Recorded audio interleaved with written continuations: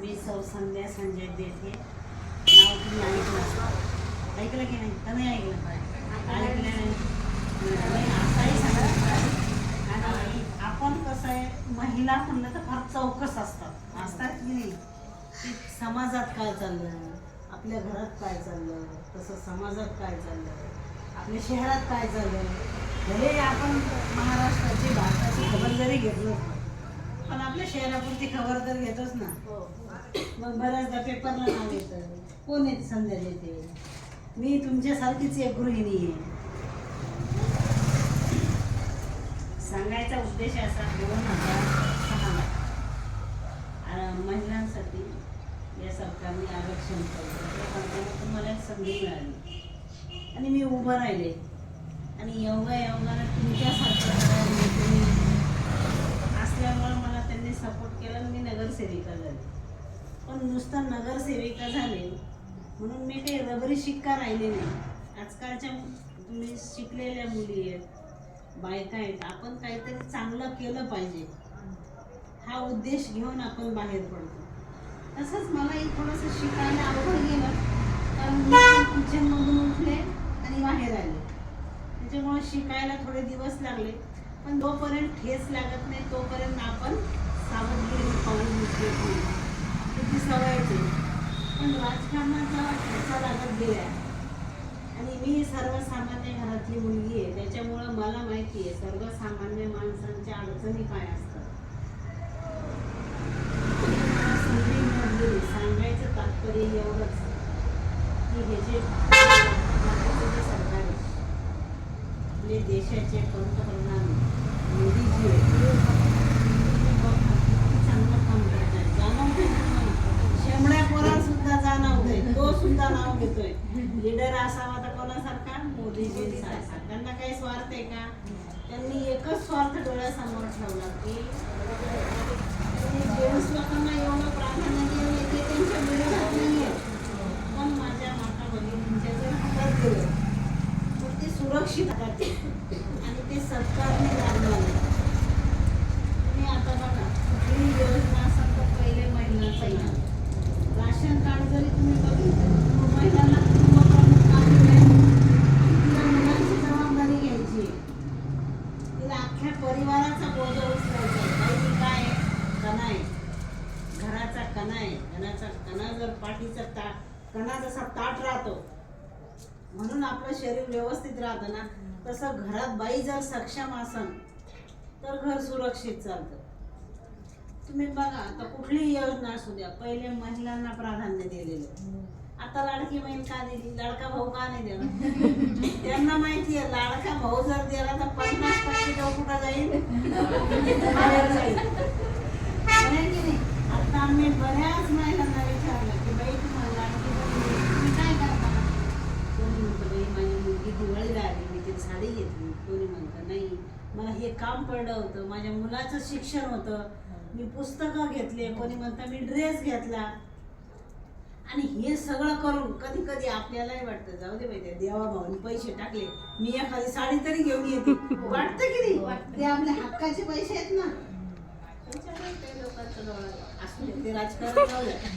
राजकारण आपल्याला करायचं नाही. आपल्याला काय करायचं, जे चांगलं काम आहे त्याला चांगलं म्हणायचं आणि त्याला सपोर्ट करायचं. आता मी 10-15 वर्ष झाले मी नगरसेविका म्हणून काम करते. मलाही अडचणी येत नाही, असं नाही येत. मी तुमच्यासारखी सर्वसामान्य स्त्री आहे. पण एक एक पाऊल जेव्हा आपण पुढे टाकत जाऊ, स्वामी समर्थ आपल्या पाठीशी फक्त आपण स्वार्थ ठेवायचा नाही आणि निस्वार्थपणे काम करत राहायचं. ठीक आहे, थोडाफार स्वार्थ तुमच्याकडे असावा, पण समाजसेवेची जाणही तुम्हाला असली पाहिजे. आपण समाजाला काही देणं लागतं ही भावनाही असली पाहिजे. हे सगळं कोणाकडे जास्त आहे? हे महिलांकडे जास्त. तुम्ही असू द्या की नाही असू द्या, आपल्याला उपजत गुण काय आहे की एक पोळी असेल तर आपण त्याचे 3 तुकडे करतो. तू खाय थोडी, मी खाते थोडी, चल. हे सगळं आता कुठली योजना असेल सगळ्यात जास्त जर लाभ कोण घेत असेल तर महिला. आणि तुम्हाला सांगते एवढं चांगलं रेकॉर्ड आहे की महिलांसारखं म्हणजे कर्ज कुठलंही येऊ द्या, लोन कुठलंही येऊ द्या, ती बरोबर वेळेवर फेडली आहे. फेडतीच ती आणि त्याचा आऊट आपल्याला चांगलं आहे. म्हणून सरकारने खूप योजना जरी काढलेल्या असतात त्यांनी पंचपक्वान्नाचं ताट सजवून ठेवलेलं आहे. फक्त तुम्हाला ते तोंडात तर घालावं लागेल ना घास, पण त्याच्यासाठी तुम्हाला माहिती पाहिजे की नाही. सगळ्या गोष्टीची आपण पेपर वाचला पाहिजे. सोशल मीडियावर एखादी योजना कोणती आहे ती आपण तिचा अभ्यास केला पाहिजे. यूट्यूबवर जायचं, सर्च करायचं, टाकायचं आणि पाहायचं. फक्त काय करा, कोणी जर म्हणलं की मी एवढे पैसे घेतो आणि ही योजना आहे, दलालाच्या बळी जाऊ नका. ऑनलाईन करून द्यायला तो थोडेफार पैसे घेईल, 100 किंवा 200 रुपये, त्याच्यापेक्षा जास्त कोणी घेत नाही. तेवढे पैसे आपल्याला घरात त्याचं नशीब आहे, त्याचं ते जागेचं खर्च आहे, त्याचं रोजचा रोज आहे, तेवढं नॉमिनल जर भारतात नाही मी 500-1000 घेतो आणि मग तुम्हाला योजना करून देतो, त्याच्याला पडायचं नाही. आपण असं समजायचं की हा दलाल, त्याला हो म्हणायचं, साईडला निघून जायचं, करायचं नाही, कोणाला पैसे द्यायचे नाही. आणि आता तुम्ही सगळ्या सुशिक्षित आहे. आता आपली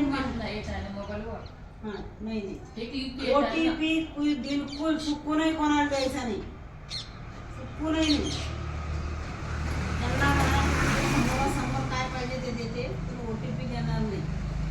आता सांगायचं तात्पर्य महानगरपालिकेची निवडणूक आहे, तुम्हाला माझ्यासाठी अजून 10 वेळ येतील. हे बाई मी उभे, मला मतदान कर. पण ती बाई किती सुशिक्षित आहे, तिला आपण त्या नजरेनं बघायला लागलो, त्याचा तिला अभ्यास आहे का? नुसतं मोठं होऊन घरात बसायचं आहे पद घेऊन नाही. समाजाचं काम तिने केलं पाहिजे. तुमच्या अडचणी तिला समजलं पाहिजे ना, आपल्याला अडचण कोणाकडे मांडायची आहे. तिला जर हे समजणार नाही तुम्ही मतदान कोणाला करणार आहे. आपला मुद्दा असला पाहिजे विकास, आपला मुद्दा असला पाहिजे सुरक्षा, आपला मुद्दा असला पाहिजे माझं शहर स्वच्छ कसं राहील. त्याच्यासाठी एकटा नगरसेवक जबाबदार नसतो, तर आपणही तेवढे जबाबदार आहे. घंटागाडी आल्यावर जर आपण पाठीमागं कचरा टाकत असू तर नगरसेवक काय करणार नाही, घंटागाडी रोज येते, त्याची शिस्त आपल्यालाच पाळावी लागेल. या ज्या छोट्या छोट्या गोष्टी आहेत ह्या आपण लक्षात घेतल्या पाहिजे. आणि येणाऱ्या काळामध्ये आवर्जून सांगणे म्हणजे पदाधिकारी जरी असले तरी महिलांचं काय चांगलं आहे महिलांसाठी हे मी तुम्हाला सांगेन. भारतीय जनता पार्टीला सपोर्ट करा आणि त्याच्यातही एखादा चांगला माणूस असेल तर त्यालाही सपोर्ट करा. फक्त तो तुमच्या घरातल्या मेंबर सारखा असला पाहिजे. तुम्ही अर्ध्या रात्री आवाज द्याला, आपण काही कोणाला रात्री अर्ध्या रात्री आवाज देत नाही, पण क्वचित एखादा हॉस्पिटलचं काम असं, एखादा चोर जर आलेला असं तर आपल्याला माहित पाहिजे आपण कोणाला फोन करायचा, 108 फोन करायचा. हे आपल्याला सगळं माहिती असलं पाहिजे. आणि तुम्हाला जर माहिती नसेल ना, विचारायला कोणाला तरी चार चांगल्या मैत्रिणी रिकाम्या गप्पा मारण्यापेक्षा घ्या अशा गप्पा मारा ना, हे कधीतरी उपयोगात येणार आहे. 4 चांगल्या मैत्रिणींचा ग्रुप करा, चांगल्या विचाराची देवाणघेवाण करा. तुम्ही जोपर्यंत घराच्या बाहेर काढणार नाही तोपर्यंत तुम्हाला कोणी सांगणार नाही, कोणीही शिकवणार नाही. आता हे किती नॉमिनल फीसमध्ये ह्यांनी हे शिकवायला आहे की नाही, कौतुकाची गोष्ट आहे की नाही. मग आपण 4 जणांनी सांगितलं पाहिजे की नाही. आता तुम्ही एक ब्लाऊज जर केला तुमचे पैसे भेटले ना, शिक्षण घरी झालं नाही. आपण रिकामं बसल्यापेक्षा इथं शिकायला भेटायला लागलं तुम्हाला. अजून दुसऱ्या एखादा कुठला कोर्स असतो. चांगल्या चांगल्या गोष्टी आपण घेत जायच्या, चांगलं शिकत जायचं, संस्कार द्यायचे. सगळ्यात महत्त्वाचं काम आहे, सगळ्यात महत्त्वाचं आहे मुलांना चांगले संस्कार देणं.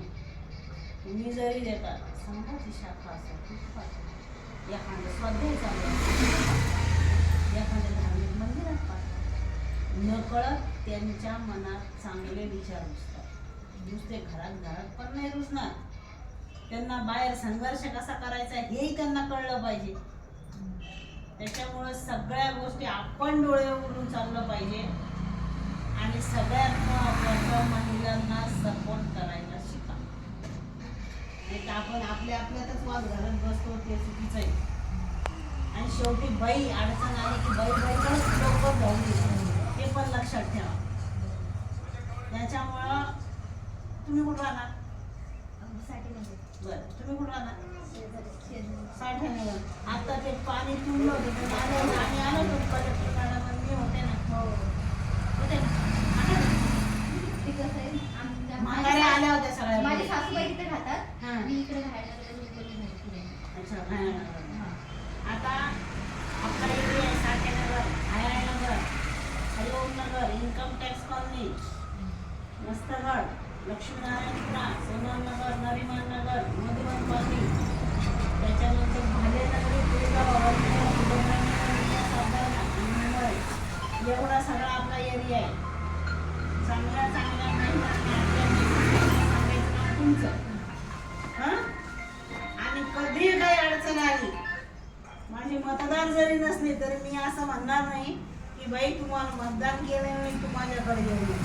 ती एक महिला आहे, ती आशेने माझ्याकडे आली, मग तिचं काम कसं काम म्हणून एक मैत्रीण म्हणून हक्काने कधीही सांगा, मी कधीही तुमच्यासाठी उभी आहे.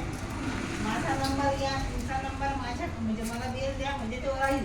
कधीही काही काम असलं, आत्ता निवडणूक आहे म्हणून मी बोलत नाहीये, कधीही काही काम असलं की मला कधीही फोन करा, मी उचलतो.